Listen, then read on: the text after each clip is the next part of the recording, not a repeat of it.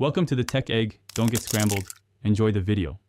You'll start by connecting the SSD and booting into BIOS. This is the fastest way to confirm visibility.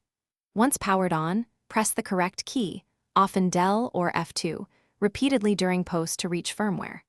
Make sure to watch the screen for the BIOS key prompt from your motherboard brand, and if you miss it, restart and try again. You're doing this first to avoid OS troubleshooting later. Seeing the drive here proves physical and firmware level recognition. Once inside BIOS, go to the Advanced, Main, or Storage section to inspect connected devices.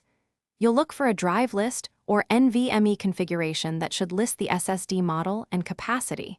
If you see it, the firmware recognizes the device. Make sure SATA mode is set to OSI unless you use RAID, because incorrect mode can hide drives from some OS installers.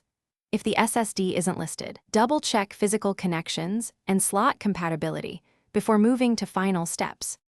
You're now ready to save settings and set the SSD as a boot device if needed. Confirm the boot order, save and exit, then reboot. If the drive is still missing, reseat cables or M2 screw, swap slots, and try connecting via a USB adapter to rule out motherboard faults.